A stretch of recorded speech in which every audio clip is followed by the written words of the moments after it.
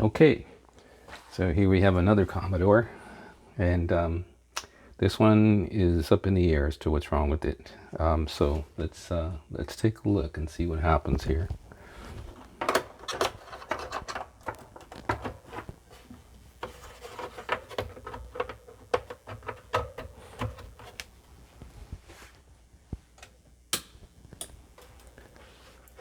Okay.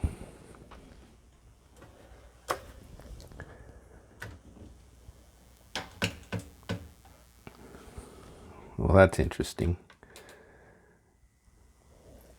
A lot of flashing going on here.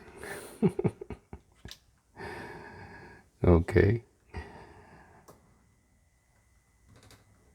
So, PLA, most likely. Maybe. Certainly not the memory, because it shows a full set of RAM there. Let me go ahead and put the diag cartridge in.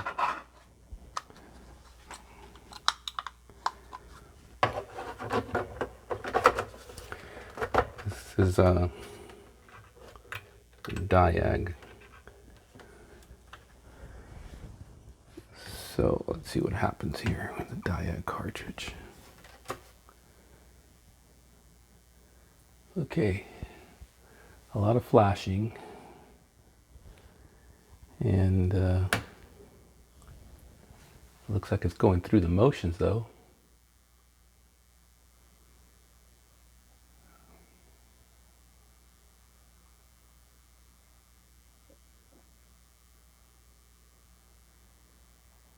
PLA. There you see, PLA. Let it keep going, see if it goes past the color RAM.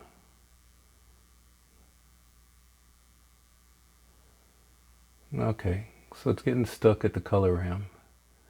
So let's open it up and we'll test the PLA first. And then there's always the chance it could also be the color RAM as well. But let's do the PLA first and see what happens. And look at this, U21, 22, 23, 24, all show bad. But everything depends on each other. So if the PLA is bad, it can cause all of that stuff to go bad as well, or to show bad as well. So, okay, I think we know what we need to do. And that's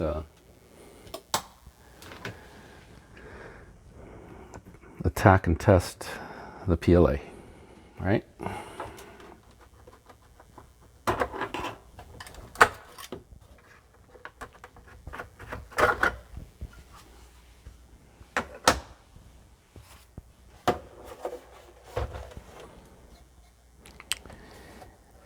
And it looks like someone has been at this before, because I see part of the shield is missing. Not all of it though. That's interesting. Let's go. Can't wait to see what we have inside. I don't hear a little crack when I loosen these screws, so that usually is a telltale sign that someone's gone and unscrewed them before. That one kind of has a little bit of a crack.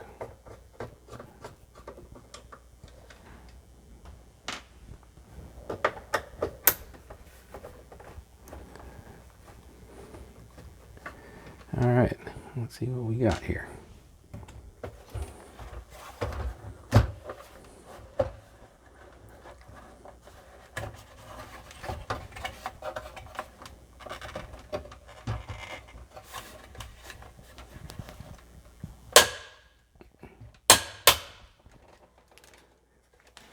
Always makes me nervous when I hear those cracks.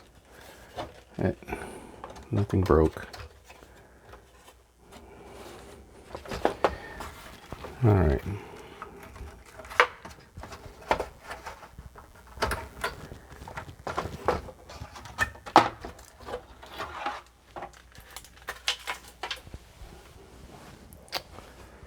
So, this is interesting. Never seen a Commodore tape on this, and this doesn't look like it's been taken out.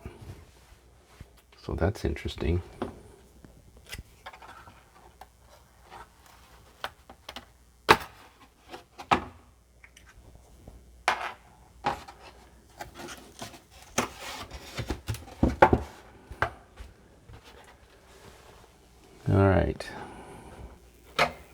curiosity, we're going to put in a Kickman cartridge in, and I'll let you know if there's anything different. Okay, with the Kickman cartridge in, I get a blank screen. So definitely not any of the ROMs.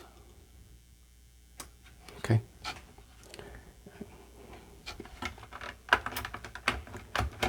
So we are going to have to, I didn't think there was a shield. It looked like it was pieces of the shield missing, but let's see what we have underneath, because we got to take that PLA chip.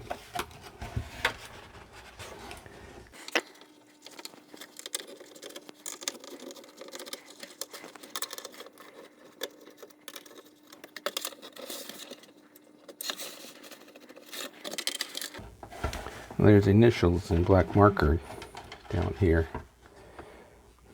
Along with the Commodore tape and the initials, I'm thinking maybe this was reworked. Possibly. At Commodore. I mean, it could have been reworked by anybody really, but... Alright.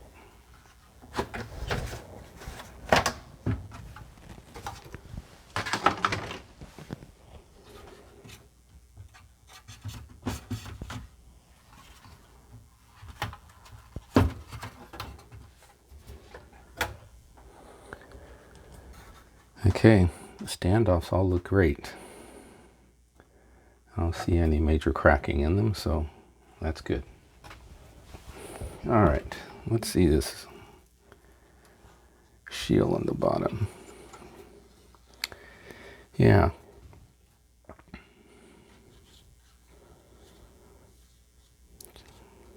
So shield's been cut. There's a piece of Mylar underneath. I don't think I've ever seen that before. Okay, well, we have to take the shield out, so let's start unsoldering.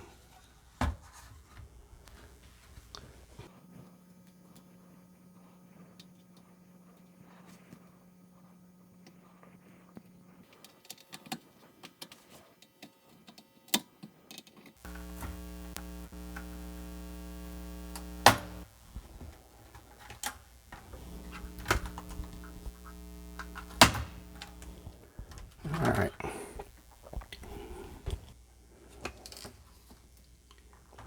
Yeah, so interesting.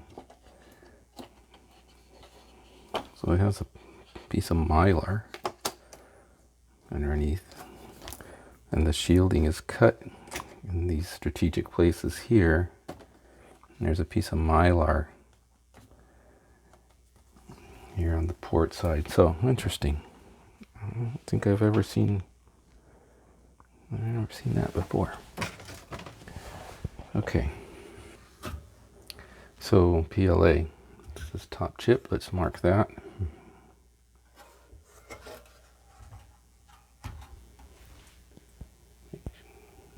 Always want to make sure we unsolder the right chip.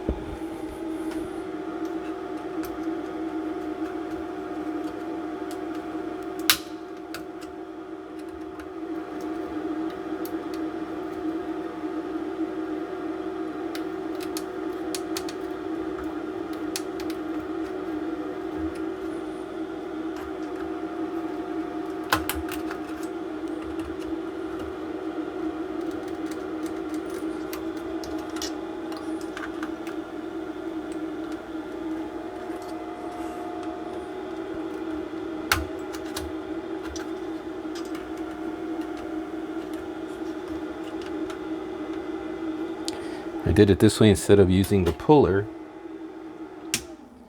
There you go. I did it this way instead of using the puller because I didn't want to pull any traces in case that one little pin that was stuck there was going to give me an issue.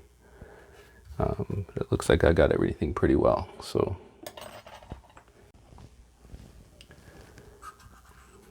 okay. So let's go ahead and test this PLA to make sure it is bad. So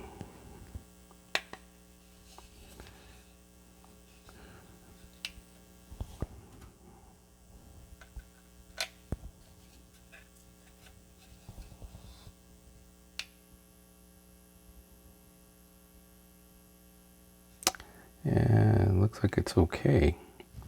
So that's what happens. That just looks weird that it says that. Usually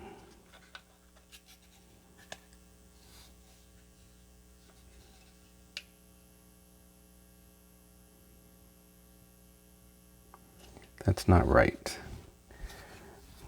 Let's see what a real good PLA is supposed to test like. Okay, here's a known good PLA here.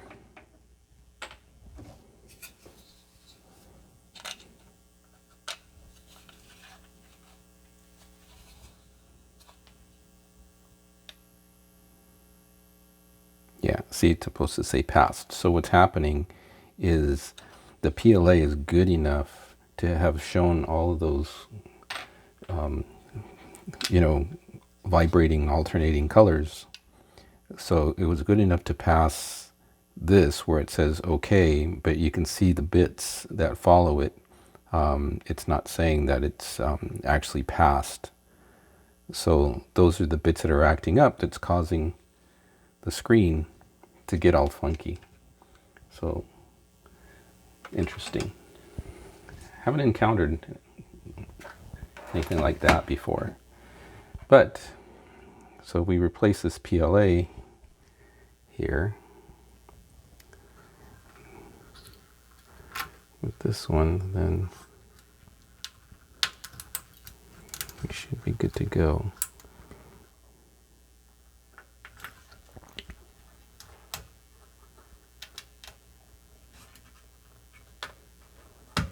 There we go.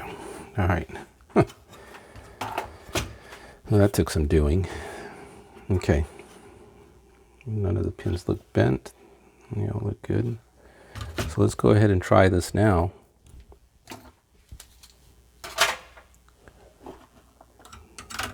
And we replace the PLA there.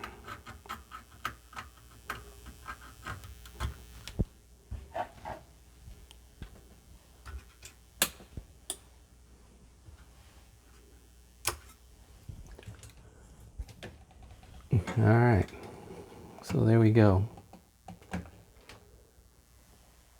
So it was the PLA. And just to make sure, we'll go ahead and put the diag test back in. Remember, the diag test worked last time, but it stopped at the color RAM because the PLA was bad, kind of bad. I mean, you saw on the tester that the PLA said okay, but the bits were bad. So it's a halfway working PLA. It's one of my first halfway working PLAs I've seen. Usually they're pretty dead. So we're going to let this go all the way to the SID, make sure the SID works, which I hope it does because everything on this board is soldered in place.